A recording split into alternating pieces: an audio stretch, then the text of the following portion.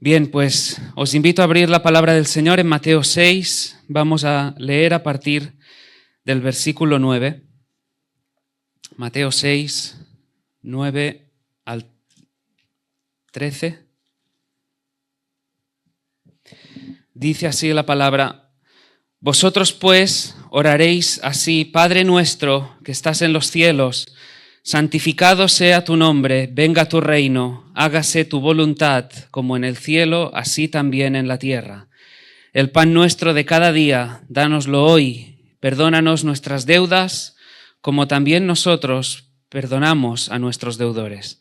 Y no nos metas en tentación, mas líbranos del mal, porque tuyo es el reino, y el poder, y la gloria, por todos los siglos. Amén. Si lo recordáis, algo que decíamos la semana pasada, veíamos a esos discípulos preguntándole al Señor Jesús: Señor, enséñanos a orar. Y esa actitud es la que quisiera que tuviésemos en mente cada uno de nosotros, que fuera lo que tuviésemos en nuestro corazón a medida que vamos avanzando en el mensaje. Esos discípulos, decíamos, sabían a quién le preguntaban: a aquel que estaba acostumbrado a andar en comunión íntima con el Padre, a buscar esos tiempos de intimidad, y sabía cómo orar, con una actitud adecuada.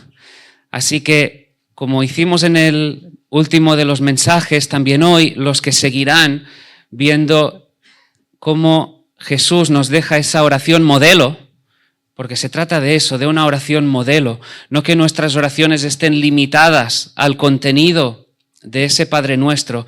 No nos invita el Señor Jesús a hacer una oración mecanizada, automática, reflexiva: venga, cumplo antes de ir a dormir. No, se trata de reflexionar, se trata de hablar, charlar, conversar. De eso va la oración. De eso va. Eso es lo que extraña muchas veces al incrédulo, ¿no? Muchas veces se pregunta, decir, ¿cómo es que alguien dice que habla con el Señor? Sí, es que eso es lo que hacemos. El creyente es lo que hace. Ora, charla, anda por el camino conversando con Dios. Y en ese Padre Nuestro, lo decíamos, claro, podemos orar el Padre Nuestro, sí, pero no de una manera equivocada. Pero en ese modelo encontramos ese compendio, decíamos, y os lo recuerdo a modo de resumen para introducirnos, ese compendio teológico. En ese Padre Nuestro están involucradas todas las verdades. Decíamos que por más años que el Señor nos regale, no llegamos a abarcar, porque son verdades en mayúsculas, que tocan absolutamente todas. Y la primera de ellas, donde vemos a Jesús planteando, ¿no?, esa invocación. No empezamos, sí, a veces quizá lo hacemos, ¿no?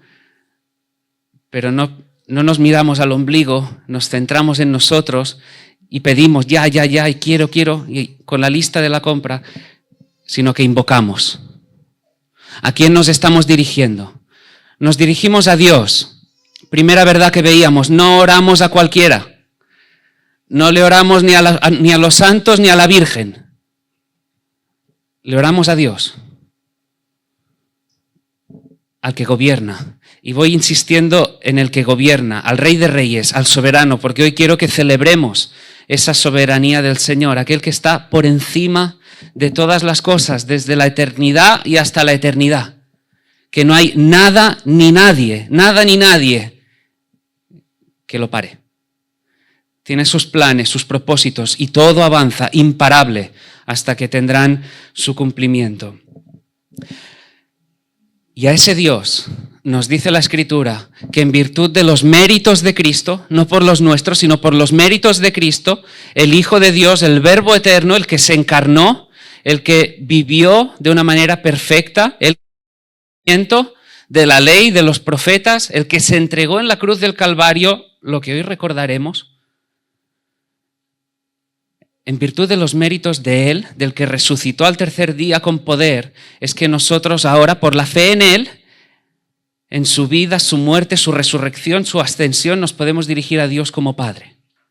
Es decir, a ese Dios impresionante, grande, majestuoso, al que reina con una grandeza que es inescrutable, que conoce todas las cosas, que lo puede todo, dice la Escritura que le podemos llamar Padre. Le llamamos Padre, pero no nos dirigimos a Él con ligereza, decíamos. Él no es un cualquiera. Sí, hay una relación filial en virtud de la fe en Cristo. Somos los hijos, Él es el Padre, hay una confianza, hay una cercanía, hay un amor, pero Él no es un cualquiera. No nos dirigimos a Él con ligereza, no le mandamos, no le decretamos, no le decimos cómo, cuándo y por qué tienen que ser las cosas. No nos dirigimos a Él con ligereza. Es una invocación. Padre que estás en los cielos, nos da esa idea de quién es Él, el Creador, el alto, el sublime, y de quiénes somos nosotros, las criaturas. Él en los cielos, nosotros en la tierra. Padre nuestro, que en su gracia ha hecho esto. Si miráis alrededor, ha hecho esto. Integrarnos en un cuerpo. Nos ha regalado una familia, algo precioso. Y es una verdad que llevamos implantada en el corazón, que abrazamos con gozo, porque nos ha hecho parte de la familia. Nos ha introducido en una compañía, ¿de qué? De bienaventurados. De felices, porque a pesar de las circunstancias, de lo que acontezca, sabemos lo que Él ha hecho en favor nuestro, de la esperanza que nos ha regalado. Y eso es motivo de gozo y alegría. Y vimos la primera de las peticiones. Santificado sea tu nombre. Y vimos juntas esa invocación, Padre nuestro que estás en los cielos, y la primera petición. Porque el creyente, el discípulo, aquel que sabe quién es ese Padre, la primera petición que tiene es que su nombre sea santificado. Que todo lo que tiene que ver con su ser, su nombre, sus atributos, sea dado a conocer, que su fama sea extendida en medio de esta generación. Veíamos la invocación, Padre nuestro que estás en los cielos, la primera de las peticiones, veremos a continuación la segunda. Versículo 10, venga tu reino. Veremos la segunda de las peticiones con algo más de tiempo y después la tercera, hágase tu voluntad. 3 peticiones, santificado sea tu nombre, venga tu reino, hágase tu voluntad, que apuntan al Señor.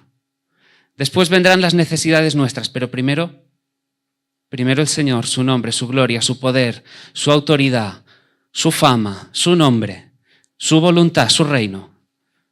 Después ya vendrá lo mío. Es el orden que vemos establecido en ese Padre nuestro. La segunda petición, como decía, es venga tu reino. Es la segunda petición y vemos ahí claramente, ¿no? Venga tu reino. ¿Por qué? Porque Él es el soberano. Él es el rey. Él es el que gobierna sobre todo lo creado. En el Salmo 47:7, versículo 7 dice, porque Dios es el rey de toda la tierra. Un ejercicio práctico que someto a vuestra consideración. Cada vez que nombremos rey, refiriéndonos a Él, ponedlo en mayúsculas. Porque es el rey en mayúsculas. Dice el versículo 8, reinó Dios sobre las naciones. Su nombre, elevado, poderoso, majestuoso, como decíamos, el alto y sublime, tiene los distintivos de un rey. Nos habla, ¿verdad?, la palabra del cetro, ese cetro de justicia, pero no es un rey cualquiera. En el Salmo 93, versículos 1 y 2, dice, Jehová reina, se vistió de magnificencia. Jehová se vistió, se ciñó de poder, afirmó también el mundo y no se moverá. Firme es tu trono desde entonces, tú eres eternamente.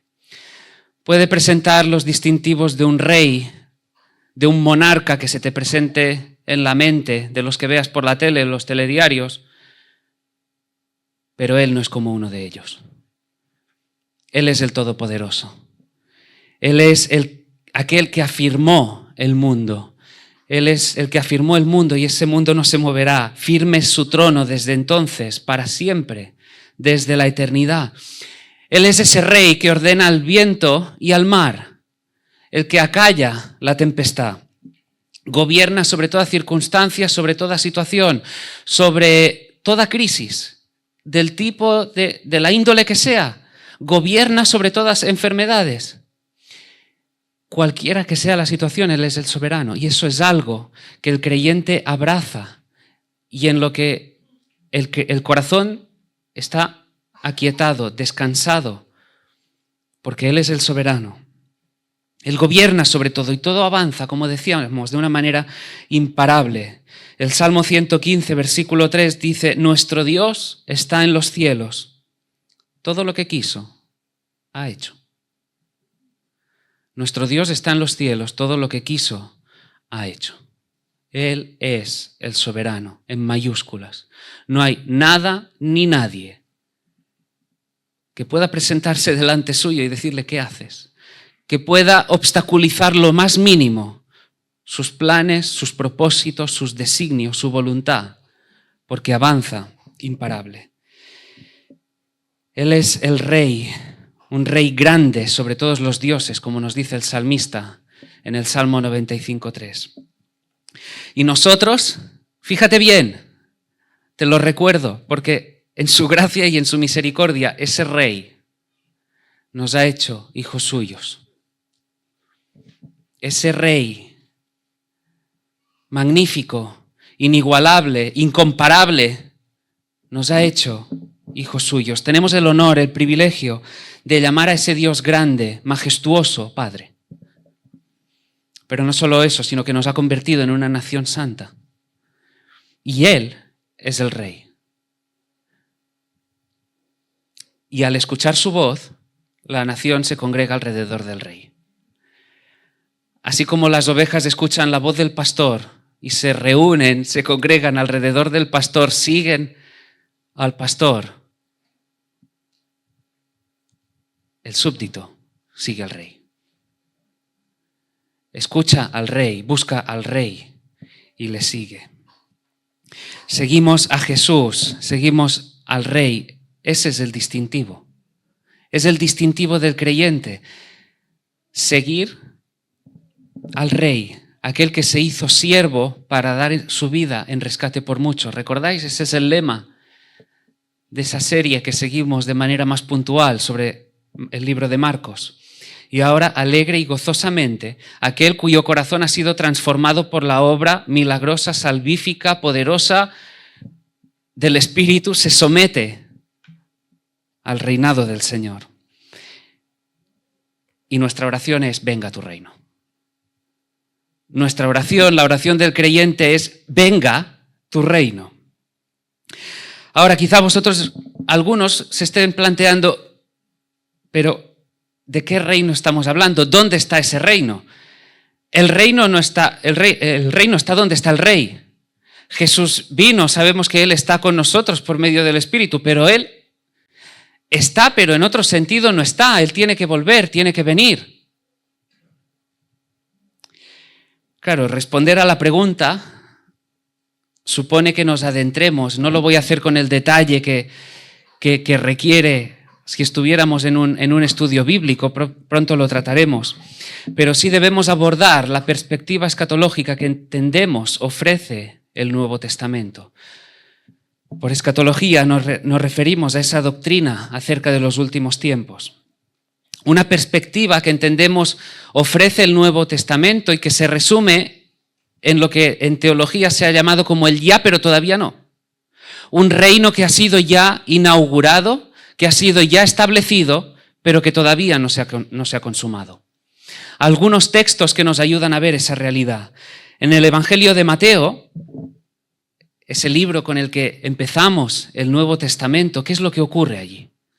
Vemos la genealogía, ¿verdad?, de Jesús, y nos damos cuenta que nada más abrir las Escrituras por el Nuevo Testamento, la gran promesa, aquello que había sido profetizado en el Antiguo Testamento, el evento escatológico por antonomasia, ya se ha producido. Jesús, el Salvador, ha venido. Dice en Mateo 1, versículo 1, libro de la genealogía de Jesucristo, hijo de David, hijo de Abraham, el Salvador ha venido. Aquel que había sido profetizado ya en el Antiguo Testamento, en el libro de Génesis, nada más. Nuestros primeros padres cayeron, se rebelaron. Él es profetizado y ahí le tenemos. Él es el hijo de la mujer. Él es la simiente de Abraham. Es el príncipe heredero legítimo del trono de David. El siervo sufriente de Jehová. El admirable consejero. Es Jesús aquel que salvaría al pueblo de sus pecados. Todo lo profetizado muchos años antes. Lo estuvimos viendo, ¿verdad? Aún en el Sermón del Monte, cómo Él es el cumplimiento de la ley y los profetas, las escrituras en el Antiguo Testamento. En Él todo se cumple, absolutamente todo. Jesús dijo, arrepentíos, porque el reino de los cielos se ha acercado. Jesús dijo, arrepentíos, porque el reino de los cielos se ha acercado. Ha llegado, está aquí. El reino está presente. Claro, muchos lo esperaban, pero de otra forma. Si recordáis el contexto en el que fue predicado este sermón, los judíos esperaban otro tipo de Mesías. Un Mesías con aires políticos, militares, que viniera a establecer, a devolver al pueblo al esplendor que habían tenido tiempo atrás. Pero vemos a Jesús presentándose de otra manera. Los fariseos le preguntaron cuándo había de venir el reino. Y en Lucas 17, 20, 21 leemos responder así: el reino de Dios no vendrá con advertencia, ni dirán, helo aquí o helo allí. Porque he aquí, el reino de Dios está entre vosotros. Algunos despreciaron a Jesús acusándole de echar fuera demonios por Belcebú. ¿Recuerdas la respuesta de él? Dijo lo siguiente: todo reino dividido contra sí mismo es asolado, y una casa dividida contra sí misma cae. Y si también Satanás está dividido contra sí mismo, ¿cómo permanecerá su reino? Ya que decís que por Belcebú echo yo fuera los demonios, pues si yo echo fuera los demonios por Belcebú, vuestros hijos, ¿por quién los echan? Por tanto, ellos serán vuestros jueces. Mas si por el dedo de Dios echo yo fuera los demonios, ciertamente el reino de Dios ha llegado a vosotros. No se trata de un reino dividido, se trata de la invasión de otro reino. Se trata del ataque frontal del reino de Dios. Hay el hombre fuerte, Satanás, pero hay un hombre aún más fuerte, Cristo Jesús, el Rey. Él es quien lo ata. Jesús ató al hombre fuerte. Como leemos en Apocalipsis 20, versículo 2, y prendió al dragón, la serpiente antigua, que es el diablo y Satanás, y lo ató por 1000 años. Creemos en el milenio, pero somos amilenialistas. Esa es la interpretación, el posicionamiento adoptado por la Iglesia, según estuvimos enseñando en su día. Creemos que estamos en el milenio. Cristo vino, ató al diablo, limitó su poder y luego se dio paso a una nueva era, una nueva época, la de la Iglesia. Una época durante la cual el reino del Señor se iría extendiendo por todas las naciones de la tierra. Vino Jesús, ató a ese hombre fuerte, limitó su poder, pero vino Jesús en persona, el Cristo. Él vino y una nueva etapa se inauguró. Jesús hizo evidente su poder, hizo evidente su majestad. Dejó boquiabiertos absolutamente a todos. Como decíamos antes, ordenándole al viento y al mar. Dejó en evidencia su poder, su majestad, toda la autoridad que tenía al sanar enfermedades, resucitar muertos. No había demonio que se le resistiera. Su poder, su majestad, su autoridad se hacían evidentes a lo largo de su ministerio. El Rey ha venido. El reino está. Y ahora nosotros tenemos el privilegio, la oportunidad de servirle como embajadores suyos. El rey le entregó las llaves del reino a Pedro. La Iglesia Católica lo ha interpretado como el inicio del papado. Nosotros lo interpretamos, lo celebramos, lo cantamos, lo hemos cantado, no sé si os habéis dado cuenta. La Iglesia nació, la Iglesia universal, visible a nivel local. El reino está aquí. El cuerpo de Cristo está aquí. Él es la cabeza, nosotros el cuerpo, la plenitud de aquel que todo lo llena en todo. Pedro predicaría en Pentecostés y sabemos lo que ocurrió, ¿no es así? Se convirtieron como 3.000 por el poder del Espíritu Santo. Una nueva era arrancó. Y ese rey, Jesús, vino, se encarnó, se entregó, murió, resucitó, ascendió a los cielos. Pero antes había prometido, ¿no es así?, que estaría con nosotros todos los días hasta el fin del mundo. Está, Él lo ha prometido, pero en un sentido no está. No le vemos físicamente. Él fue, Él descendió para que nosotros, por medio de la fe en Él, podamos participar también de esa gloria con la que Él estaba con el Padre en la eternidad pasada. Se despojó, como decía, de la gloria del cielo, se encarnó, se entregó en la cruz del Calvario, resucitó, ascendió y sabemos que vendrá a buscarnos. Él volverá. Así que, aparte de ese ya, el reino ya se ha inaugurado, ya se ha establecido, pero todavía no. Todavía no se ha consumado. Y el siguiente punto es precisamente ese.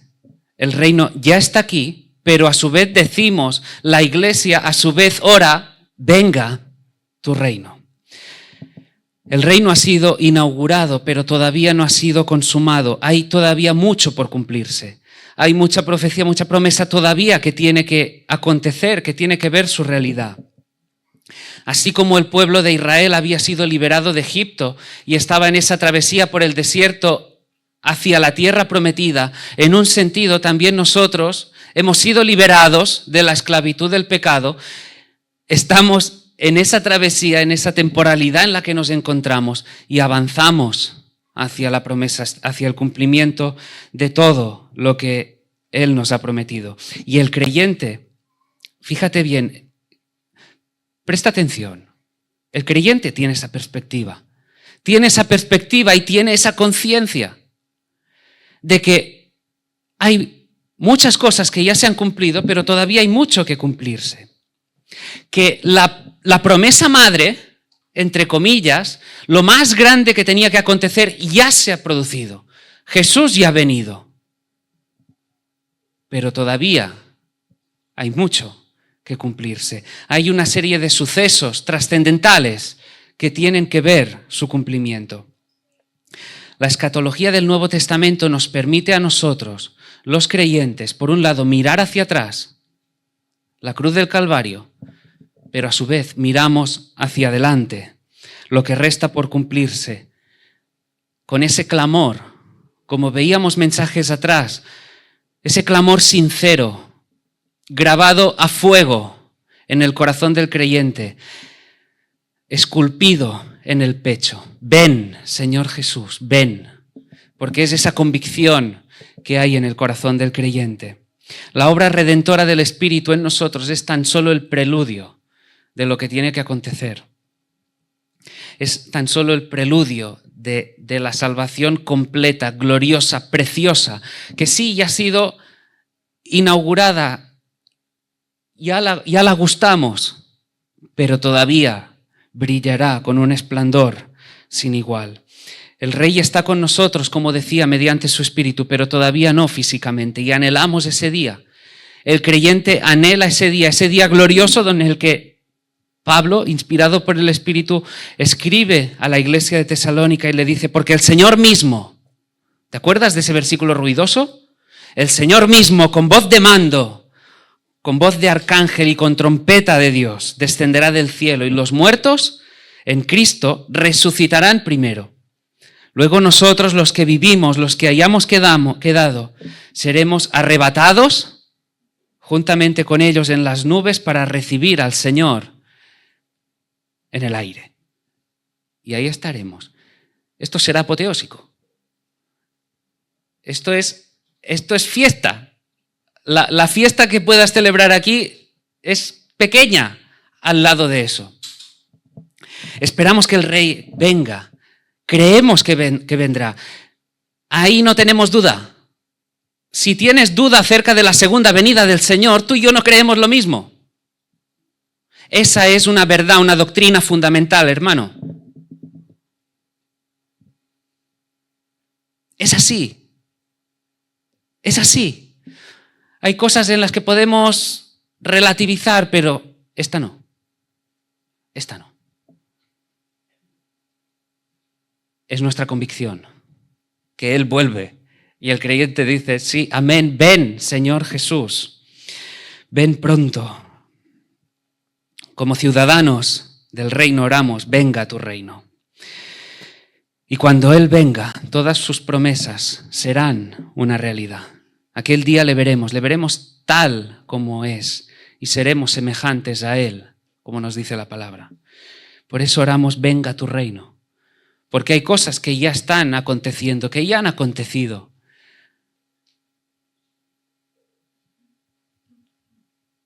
Pero queremos el cumplimiento definitivo. Queremos que su poder venza. Queremos la salvación completa. Queremos la derrota definitiva del maligno. Que los muertos resuciten. Que estemos con Él para siempre. Que le veamos a Él. Que toda lágrima sea enjugada. Que no haya más llanto, ni clamor, ni dolor. Que no haya muerte. Queremos eso.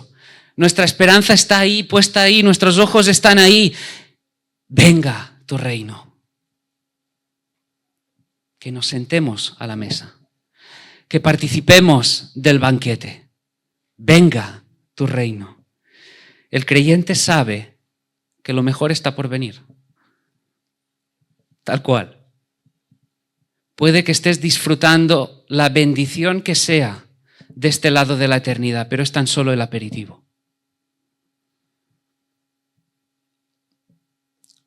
Como ese aperitivo a veces que se gusta, ¿verdad? En las bodas, pero sigue el banquete. Sigue el plato fuerte. Hay muchas cosas e insistimos, animamos, en las que animamos a detenernos, a detener nuestra mirada para poner una mirada más allá, en la eternidad. Como oraba Andrea al tiempo de la alabanza, que nuestra mirada no sea pequeña, que no sea corta. Que todo abrazo, toda sonrisa, todo atardecer, toda bendición de la que disfrutamos aquí es tan solo el preludio, es tan solo el aperitivo. Lo que viene, como decía alguien, lo de aquí, las bendiciones de aquí son tan solo el tráiler. La película viene. Un reino, nos enseña la palabra, que no es de este mundo. El Señor mismo, Jesús, le dijo a Pilato, mi reino no es de este mundo. Algunos no lo entendían. Una verdad, Señor, ¿qué estás diciendo? Pero esto es importante. Y os animo a prestar atención a lo que veremos a continuación porque es importante. Y lo uno con lo que decíamos en el día anterior cuando nos introducíamos a esta serie de mensajes sobre el Padre Nuestro. El Padre Nuestro nos sirve para tener una guía, esos raíles que nos mantienen por una senda donde no hay error. Algunos piensan que orar para que venga el reino, supone que nosotros vayamos a restaurar la sociedad, y eso no es así. El Señor hará algo absolutamente nuevo, pero la palabra es clara, es muy clara, es clarita en cuanto a cómo se define esta generación. Mi reino no es de este mundo, dijo Jesús, y no somos ni tú ni yo. Escúchame bien, no somos ni tú ni yo quienes vamos a instaurar ese reino. El creyente ora, venga tu reino. Es una oración, es una petición. La historia se resume en esos dos términos, este siglo y el siglo venidero. Y continuamente en la historia, en las Escrituras, vemos usar esos términos. En la parábola sobre el joven rico, Jesús termina diciendo, de cierto os digo que no hay nadie que haya dejado casa o padres o hermanos o mujer o hijos por el reino de Dios, que no haya de recibir mucho más en este tiempo, refiriéndose a este siglo, y en el siglo venidero la vida eterna. El presente siglo, vida terrenal, desde la creación hasta la segunda venida del Señor Jesús. Siglo venidero desde su venida por toda la eternidad. ¿Y cómo se describe este siglo? Malo. Malo. Así lo describió el apóstol Pablo en su carta a los de Galacia. Malo, incredulidad, una generación torcida, perversa. Esa es la realidad. Vivimos en medio de esa generación. Por supuesto, tenemos como, en base a la identidad que el Señor nos ha regalado, somos sal, somos luz en medio de esa generación y tenemos un llamado, una responsabilidad. Y cuando Jesús venga, ¿qué acontecerá? El juicio. Será el fin de este siglo. Entonces se separará el trigo de la cizaña. Aquí de mientras, sí, experimentamos la bendición, pero también participamos de la aflicción. También pasamos por el valle del sufrimiento. También, si el Señor lo permite, de la persecución. Algunos, sin embargo, parecen querer darle el orden, alterar el orden, perdón, y hablan primero de prosperidad, de gloria, y después ya veremos. No. Participaremos de una gloria eterna, preciosa, gloriosa, sí, valga la redundancia, futura. Pero aquí y ahora puede que experimentemos la aflicción, el sufrimiento y la persecución. Los apóstoles lo tenían bien claro.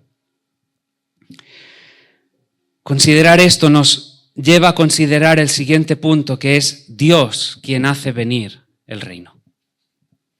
No somos ni tú ni yo. Venga tu reino. Esa es la oración. Es obra del Dios soberano.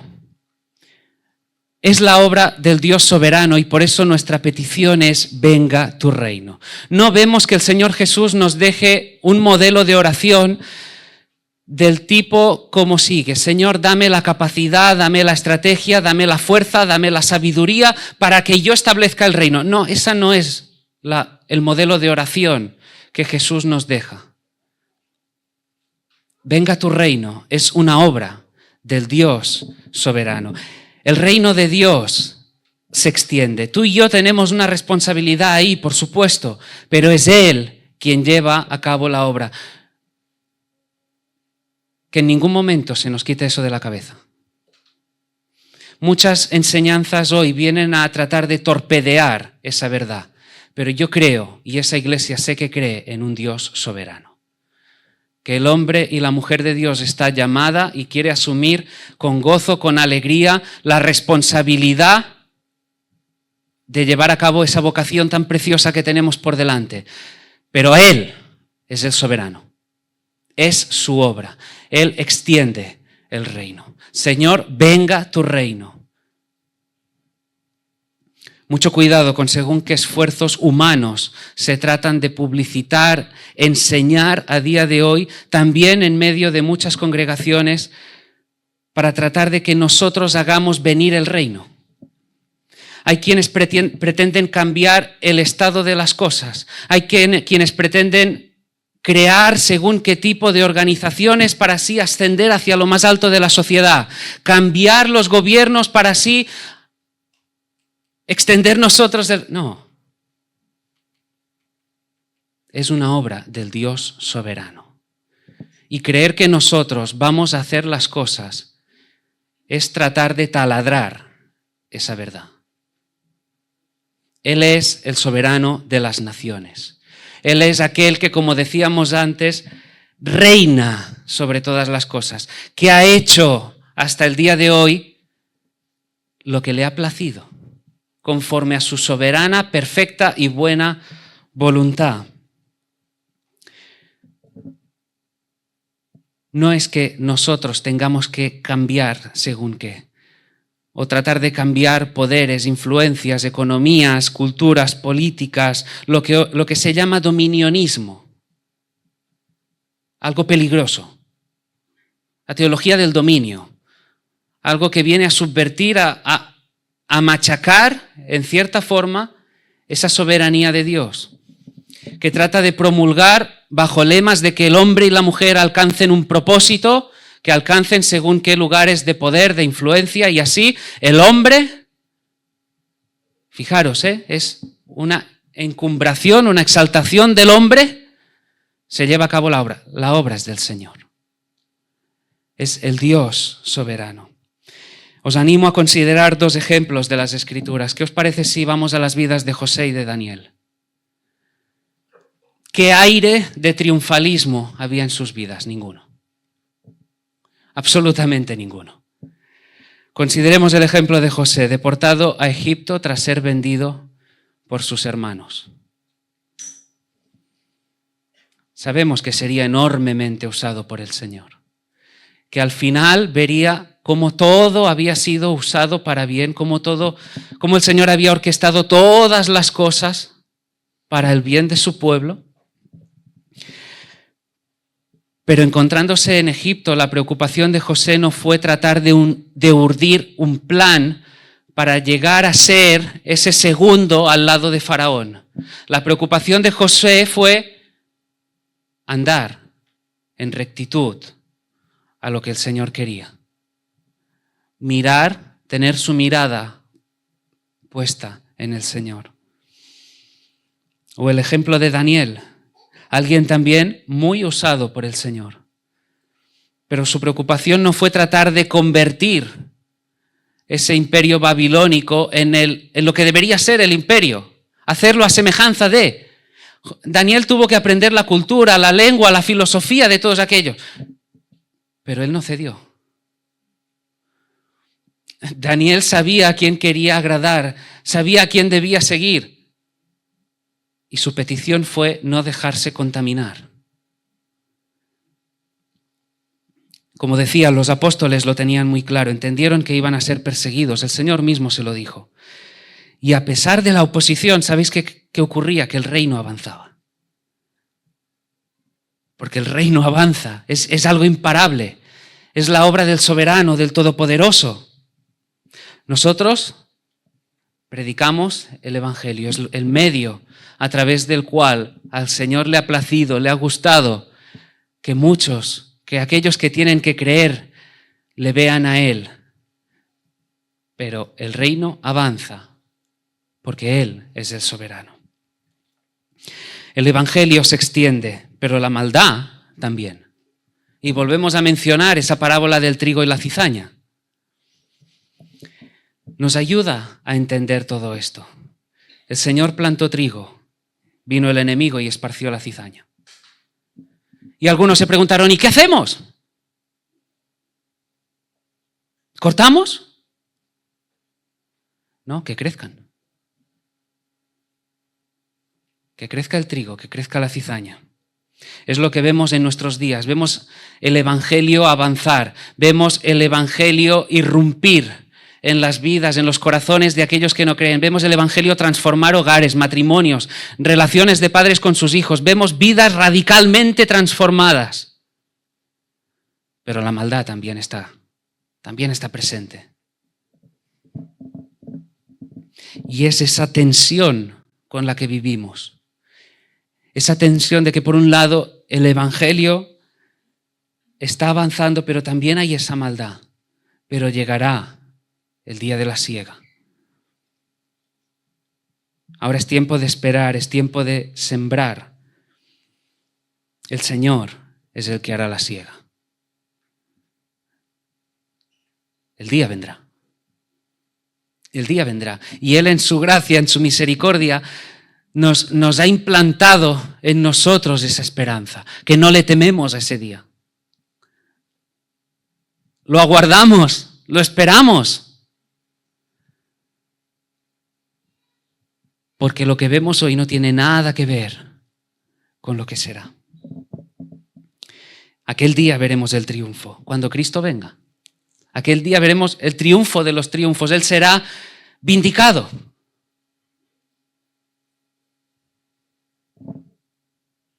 Toda rodilla se doblará. Toda lengua le confesará que Él es el Señor para gloria de Dios Padre. Ninguno se va a escabullir. Ninguno va a pillar el atajo aquel día.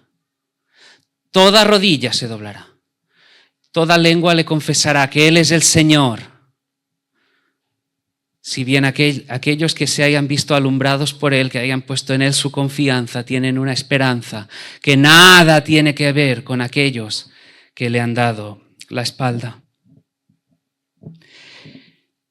Y con todo esto en mente, con esa petición de venga tu reino, ¿cuál es la siguiente petición? Aquella petición que sigue. Y ahora voy a ir mucho más rápido.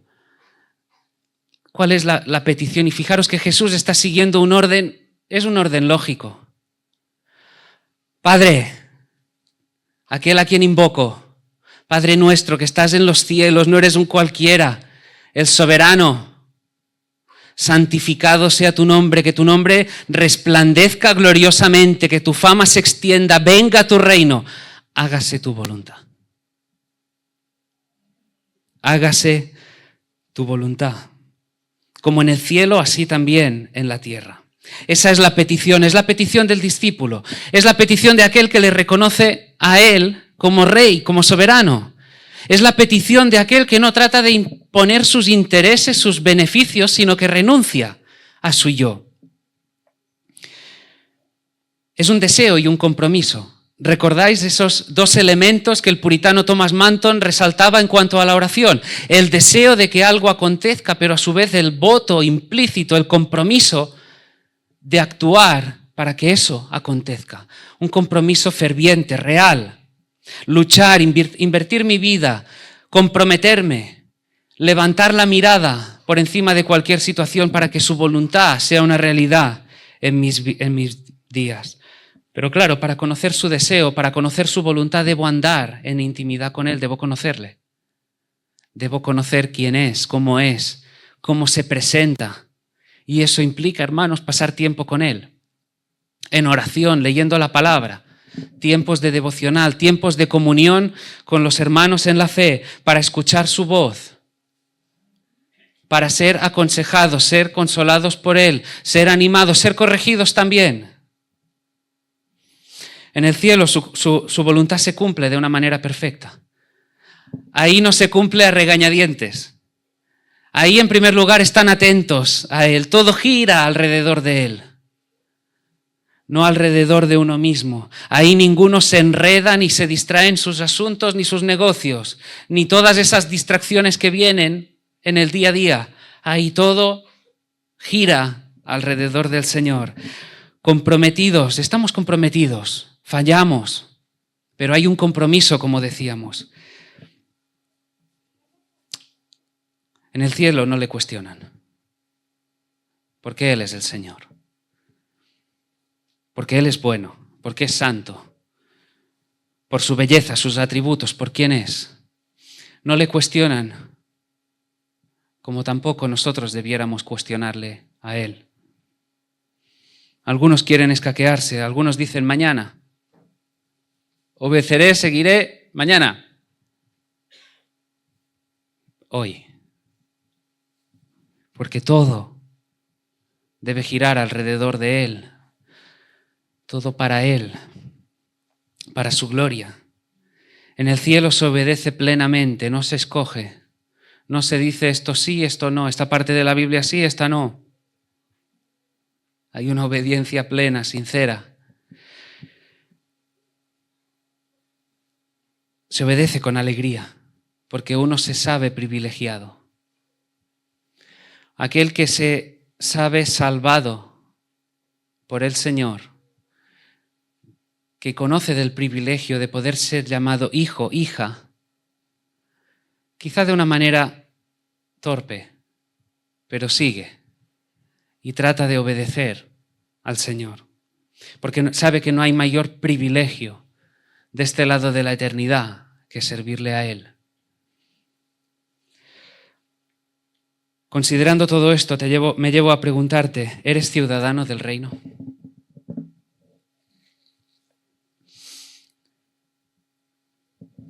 Considera las verdades que hemos estado considerando en estos dos mensajes que llevamos sobre el Padre Nuestro. Primero, levantar la mirada hacia Él, esa invocación, esa primera petición, ¿no? Que su nombre sea santificado. Ahora, ¿cuál es tu esperanza? ¿Cuál es tu expectativa? ¿Cuál es tu confianza? ¿Está puesta en su venida, su segunda venida? ¿Disfrutas, ves lo presente? ¿Tienes una perspectiva adecuada de lo que estás viviendo hoy, sabiendo lo que aguarda en la eternidad futura? ¿Es tu oración, venga tu reino, viéndole a Él como el soberano? ¿Es tu deseo, tu petición, hágase tu voluntad? Considerar todo esto quizá te lleva a considerar si quizá, y digo quizá, conoces a Dios de una manera intelectual. Conocer a Dios de una manera intelectual no te salva.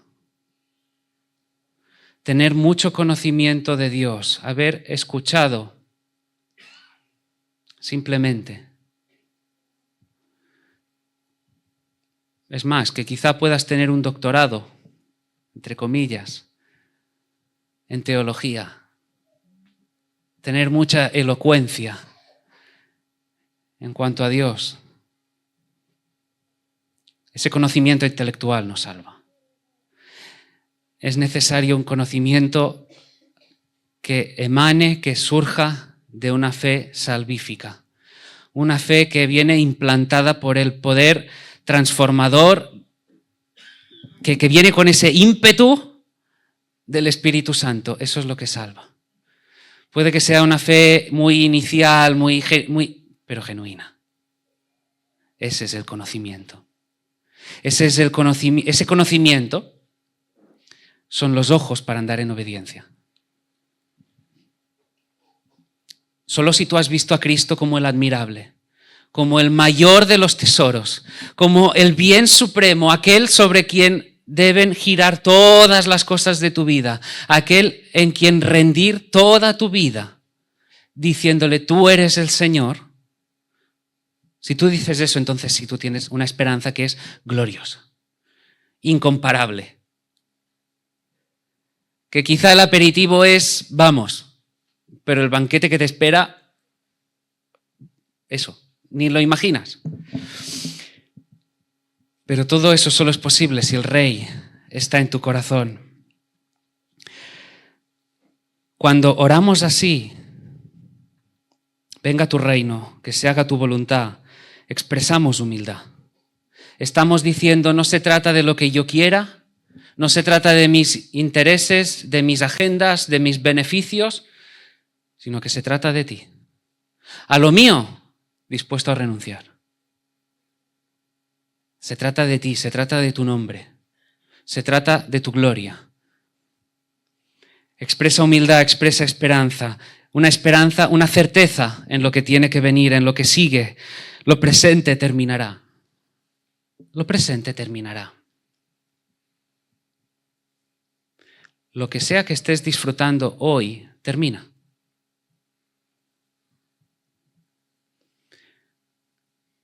Estés en la comodidad que estés, quizá que parece que estás disfrutando de todo, termina. Y la pregunta es, ¿qué sigue? ¿Qué sigue después?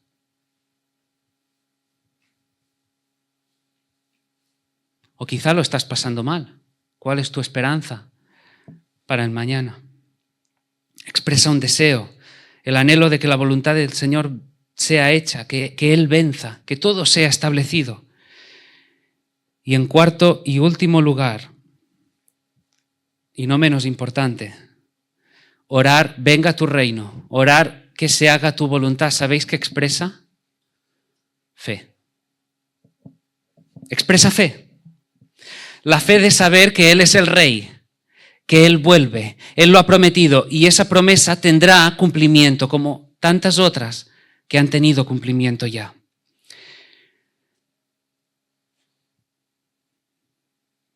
¿Os acordáis de Jesús colgado en el madero? Él estaba colgado en la cruz, pero había dos más. Uno a su derecha y otro a su izquierda.